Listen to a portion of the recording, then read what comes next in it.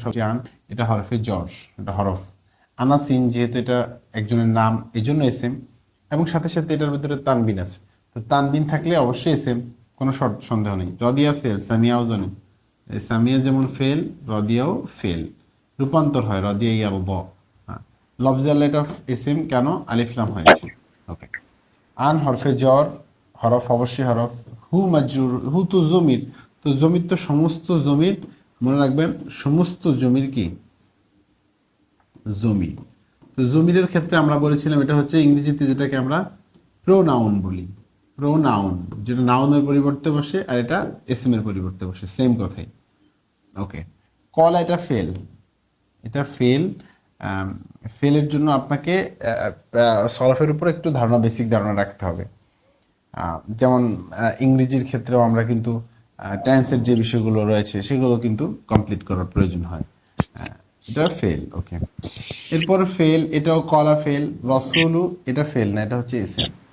এটা SM, SM এর কারণ হচ্ছে এটা মুদাফ হয়েছে, নাকেরা হয়েছে, এবং এটা মাকুলার মধ্যে এসেছে। বাকি এখানে আপনি না বুঝতে পারলে আপনি এটা মনে রাখবেন, হরফের মধ্যে কিন্তু কি নেই, রসুলের শব্দটা নেই। অল্প কয়েকটা হরফ মুখস্থ আছে আপনার। এবার আসেন ফেল, ফেলের যে রূপান্তরগুলো, সররাফা ইউসরিফু, আকরামা ইউক্রিমু, যে বিষয়গুলো আছে, ফালাইয়া ফালু, তাফালু না ফালু, কোনটার সাথে কিন্তু রসুলুন নাই। আর দ্বিতীয় বিষয় হচ্ছে রসুলুন শব্দের অর্থ হচ্ছে বার্তাবাহক, তো এটা তো আর ফেল আর হরফ হইতে পারে না, অবশ্যই এসএম। এটা কি আলিফলাম হয়েছে কেন, এটা এসএম, অবশ্যই এসএম। এবং লাম আল্লাহ তাআলার নাম। সল্লা ফেল, এটা আমরা বারবারই বলেছি, লফজাল্লাহ এটা এসএম কেন, আলিফলাম হয়েছে এবং আল্লাহ তাআলার নাম, তো নাম যদি কোনো কিছুর হয় তাইলেও কিন্তু এসএম হয়। আলা হরফে জর, হরফে জরগুলো আপনি মুখস্থ রাখতে পারলে তো আর বোঝার অসম্ভব কিছু নাই। বাউতা কাফুলাম ওয়া মুনজু মুসফালা রুব্বা হাসামিনা আজাফিয়ান আলা হাত্তাইলা, এই তো আলা চলে আসছে। হি এটা জমির, অবশ্যই এসএম। ওয়া হরফে আতফ, হরফে আতফ 10টা আপনারা মুখস্থ করেছেন।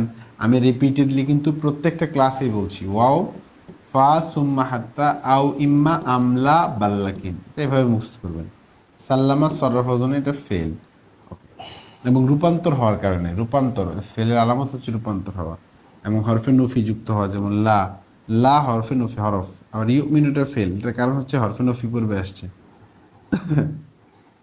আহাদু মুদফ, আহাদু এটা আমরা কিভাবে বলবেন, এটা এক তো ফাইল হয়েছে, একটা বিষয় আছে এটা ফাইল হওয়ার বিষয়টা। যেহেতু আপনি বুঝতে না পারলে আপনি এটা বুঝেন যে আহাদুন মানে এক, এটা হরফের মধ্যেও নাই এবং এসএম এর মধ্যে, ফেলের মধ্যেও নেই, তাহলে এটা অবশ্যই এসএম। কুমটা কি, কুমটা হচ্ছে জমির, সমস্ত জমির কি এসএম। হাত্তা, হাত্তাটাও হরফে জর। হাত্তা হরফে জর লিল গায়া, এটাকে গায়ার জন্য ব্যবহার করা হয়। আকুনা, এই আকুনা ফেল, ফেলে নাকেস। আহাব্বা এটা কিন্তু ইসমে তাবদিল এসএম, ইসমে তাবদিল ওজনগুলো মনে রাখলে আপনি বুঝতে পারবেন, এটা মূলত ছিল আহাব্বাবা।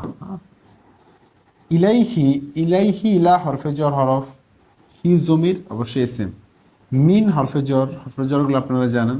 ওয়ালিদি এটা ওয়ালিদিহি, এই মিনের পরে যা আসে এটা স্বাভাবিকভাবে এসএম হয়, তাহলে এটা এসএম। আর এটা কি জমির, তো এসএম এমনিতেই, জমি আমরা জানি সমস্ত জমির এসএম। এবার আসেন ওয়াও, ওয়াওটা কি হরফে আতফ।